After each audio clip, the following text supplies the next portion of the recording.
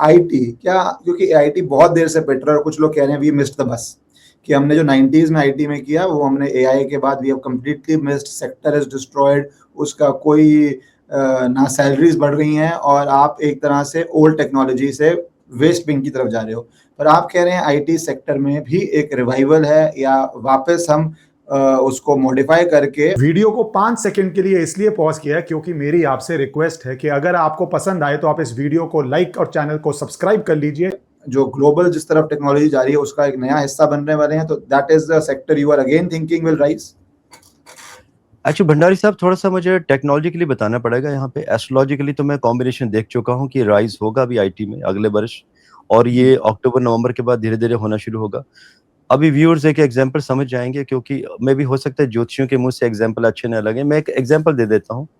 आज आप कभी भी सुनेंगे, हो सकता है आपको भी ऐसी कॉल आती हो, लोग कहते हो कि आपका हम सर्च इंजन ऑप्टिमाइजेशन करेंगे, गूगल पे नंबर 1 पे ले जाएंगे। क्योंकि सबको, किसी को भी जो वेबसाइट बनानी है कॉमर्शियल लेवल पे, तो गूगल को ही रिप्रेजेंटेशन देनी होती है कि हम नंबर 1 पे आना चाहते हैं सर्च पे। भंडारी साहब, आप जब सर्च इंजन ऑप्टिमाइजेशन में, आज जब लोगों के इंटरव्यू मैं भी लेता हूँ, मेरी कंपनी भी है, कुछ आईटी कंपनी है, आप सोचिए इंग्लिश में ग्रामर का जी भी नहीं पता है और वो एसईओ करने जा रहे हैं, उनको जॉब नहीं मिल रही है, लेटेस्ट एआई फॉलो कर रहे हैं। कभी मैं एक ही क्वेश्चन पूछता हूँ कि भाई हाउ वुड यू डू? उनका कहना होता है सर ग्रामरली तो है ना, हम कर लेंगे, लेकिन ग्रामर में उनको ये भी नहीं पता कि प्रेजेंट टेंस होता क्या है। आप सोचिए how will you do it? जब आपको पता ही नहीं है कि ग्रामर कैसे चलेगा, आप एसईओ कैसे करेंगे? ऐसे बहुत सारे एग्जांपल हैं। आज जितने भी आईटी वाले हैं, आज बहुत सारे टूल हैं, गिटहब वगैरह, कई टेक्नोलॉजी वाले समझ रहे होंगे मैं क्या कहना चाहता हूँ।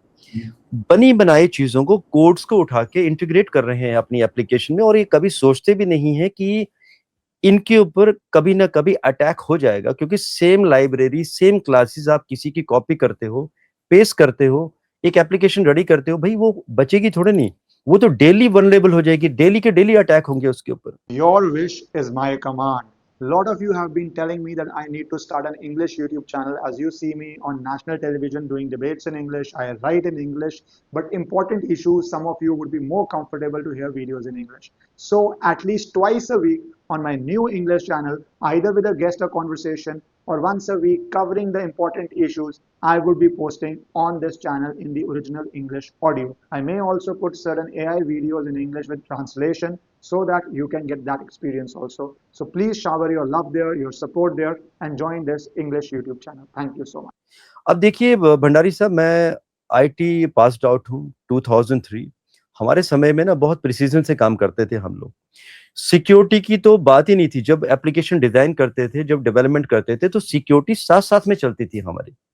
आज क्या होता है, जब एक एप्लीकेशन बन जाती है उसके बाद सिक्योरिटी टेस्ट होता है। हमारे टाइम पे साथ साथ में हम डिजाइन टाइम पे ही ये सारी चीजें देख लेते थे।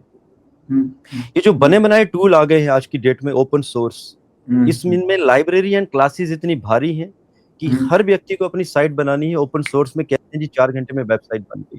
सर ऐसा थोड़ी नहीं होता है। जब आपको लाइफ टाइम, अगर आपको कोई ई कॉमर्स एप्लीकेशन बनानी है, तो आपका एक डिजाइन होता है, खाका तैयार करते हैं, टाइम लगता है, एंड आपको सिक्योर एप्लीकेशन बनानी होती है। चाहे वो कितना भी बड़े से बड़ा हैकर हो, आपकी साइट पे अटैक नहीं कर सकता। लेकिन आज के समय में हर एक वेबसाइट वल्नरेबल हो चुकी है। आज बड़े बड़े जो हैकर हैं वो ब्लैक होस्टिंग करते हैं उन वेबसाइट्स पे जाके। अब सोचिए कैसे चलेगा। तो लोगों को भी थोड़ा सा समझना होगा कि भाई आपने बहुत कर लिया, बहुत फायदा उठा लिया, टेक्नोलॉजी का मिसयूज कर लिया, थोड़ी सी पढ़ाई कीजिए। और ये जो लोगों को आदत पड़ी है बार बार मोबाइल रील देखने की, अगर ये टाइम थोड़ा सा मोबाइल को साइड रख के डेली 3-4 घंटे आईटी वाले पढ़ाई कर ले, कुछ हटके कर ले, सर बहुत तरक्की कर जाएंगे। आई थिंक हम थोड़ा सा आगे चले गए हैं। नहीं जरूरी है बिकॉज जो आप बातें कर रहे हैं, क्योंकि आजकल हर व्यक्ति अपनी वेबसाइट सोचता है कि मैं ही अपना, लॉयर्स ही मिलते हैं यंग 1 सेकंड में वेबसाइट क्रिएट करें। चलो लॉयर्स के लिए ठीक है, अगर आप कुछ कॉन्फिडेंशियल डाटा नहीं कर रहे, आप सिर्फ एक एडवर्टाइजमेंट पेज है। पर जिसको कमर्शियल ट्रांजैक्शन करनी है, उसके लिए जो आप कह रहे हैं बहुत सही है। जिसको सिर्फ एक इन्फॉर्मेशन देनी है, एक पेज में पैसे बचते हैं, बना लीजिए। कमर्शियल मैं भंडारी साहब, सॉरी टू इंटरप्ट यू बीच में। भंडारी साहब, मेरी एक सॉफ्टवेयर कंपनी है प्रिस्टल प्राइवेट लिमिटेड के नाम से। तो आप सोचिए ना, वहां पे कई लोग आज भी हमसे एप्लीकेशन बनाते हैं। कुछ ऐसी एप्लीकेशन जो 6 से 8 घंटे में ऑनलाइन रेडी हो जाती है। और मात्र वो खर्चा बैठता है उनका कोई 15 से 20 हजार। तो आप सोचिए जो एप्लीकेशन 20 हजार में तैयार हो सकती है एक दिन में, वही एप्लीकेशन हमारी 20 से 25 बंदों की टीम 3 महीने लगा के 40 से 50 लाख में वो एप्लीकेशन तैयार हो रही है।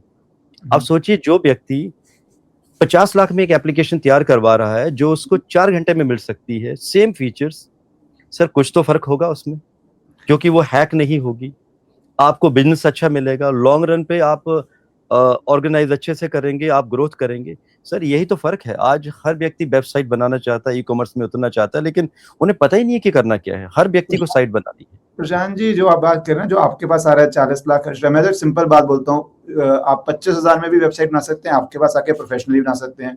लॉयर्स आपको एक्स रेट में भी मिल जाएंगे और हमारे रेट में भी मिल जाएंगे। और मेरा एक सिंपल सा जवाब होता था पहले, अब तो कोई पूछता नहीं, खैर, कि यू पे यू गेट व्हाट यू पे फॉर। 25,000 का काम करवाना है तो आपको 25,000 की सिक्योरिटी और मिल जाएगी, आपके साथ Exactly. आपसे करवाना है तो वो मिलेगा। फिर मैं सिर्फ 2 लास्ट टॉपिक्स पे आना चाहता हूँ, क्योंकि एक आपने मेडिकल कहा, एक तरफ से तो मेडिकल क्राइसिस है भारत में, कि आप भारत में भी वो यूएस वाली प्रॉब्लम आ गई है, लोग मेडिकल बैंक्रप्सी में जा रहे हैं, जिस तरह हॉस्पिटल्स चार्ज कर रहे हैं, ये कर रहे हैं, वो एक सामाजिक पहलू है। दूसरा पहलू है मनी मेकिंग का। तो अगर लोग बैंक्रप्सी में जा रहे हैं तो प्रॉफिट्स भी बहुत मेडिकल सेक्टर के बढ़ेंगे, जो एक कमर्शियल पहलू है। तो आपको लगता है कि मेडिकल सेक्टर भारत के अंदर भी और एक्सपोर्ट में भी, वर्ल्ड के अंदर भी हमारी जैसे एक्सपोर्ट मार्केट्स बढ़ रही हैं, तो it's a very bullish sector for you कि ये भी अच्छा ग्रो करेगा भारत से? सर ये जो गुरु का भी अंतर आएगा नेक्स्ट ईयर जनवरी में, इसमें कुछ ऐसी चीजें निकल कर आएंगी भारत में कि हम मेडिकल सेक्टर में बहुत बड़े पैमाने पर ग्रोथ करने वाले हैं। कुछ ऐसी चीजें जिनके ऊपर आज भी हम डिपेंडेंट हैं चाइना के ऊपर। चाइना से जब सामान आता है तो हमारी मेडिसिन बनती हैं। यही सारे साधन हमारे देश में अभी अगले वर्ष से हम देखेंगे कि हमारे देश में ये चीजें बननी शुरू हो जाएंगी। ऐसे बहुत सारे नेचुरोपैथिस्ट मार्केट में आएंगे जिन्हें गवर्नमेंट हमारी रिकमेंडेशन देने के लिए तैयार हो जाएगी कि जी हाँ बहुत अच्छा कर रहे हैं ये लोग। तो कुछ भारत हटके करेगा 2027 के बाद मेडिकल इंडस्ट्री। जी, अंतिम पार्ट में मैं आना चाहता हूँ गोल्ड को लेके। मैं अभी जैसे यूएस में था तो बहुत लोग आपको वहाँ फॉलो करते हैं, इंडिया में तो करते ही हैं, and people are very curious on gold, silver and precious metals, क्योंकि वहाँ पे ज्यादा ट्रेडिंग है इस चीजों को लेके, स्टॉक मार्केट में भी है, फ्यूचर्स में भी है। तो किस तरह आप, अगर इन तीनों को देख लीजिए, गोल्ड को आप किस तरह देख रहे हैं अगले 6 महीने, साल के लिए? अगले 6 महीने के लिए अगर हम बात देखें तो गोल्ड अराउंड $6,500 के आसपास पहुंचने के योग बने हुए हैं। और लेकिन ये जो फ्लक्चुएशन है बीच बीच में होती रहेगी। अभी भी आपने देखा होगा कि गोल्ड कभी ऊपर जा रहा है, सिल्वर कभी नीचे चली जाती है। अभी 2-3 दिन से फिर ऊपर नीचे प्राइस चले गए हैं। और इस माह का मैं डाटा शॉर्ट में दे देता हूं आपके पास। आज 4 जुलाई है। अब आप में भी 1-2 दिनों में ये पॉडकास्ट आएगा आपके चैनल पे। तो ये जो जुलाई एंड तक का जो समय बना है, तो ग्रह योग से जो कैलकुलेशन निकल कर आती है, सिल्वर अराउंड एक बार 2,10,000 के आसपास छू के आएगी वापस, फिर ऊपर जाएगी।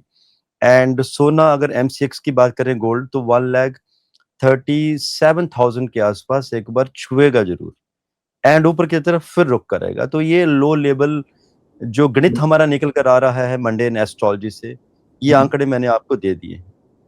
जी जी। और बाकी कमोडिटीज पे क्या आपका है, कि जैसे आपने पहले भी बोला हुआ है कि अब चेंजिंग इन्वायरमेंट है, अदर कमोडिटीज में भी लोग बहुत घुस रहे हैं, उसमें आप किस पे बुलिश हैं और किस पे आपको लग रहा है कि थोड़ा कंजर्वेटिव रहना चाहिए?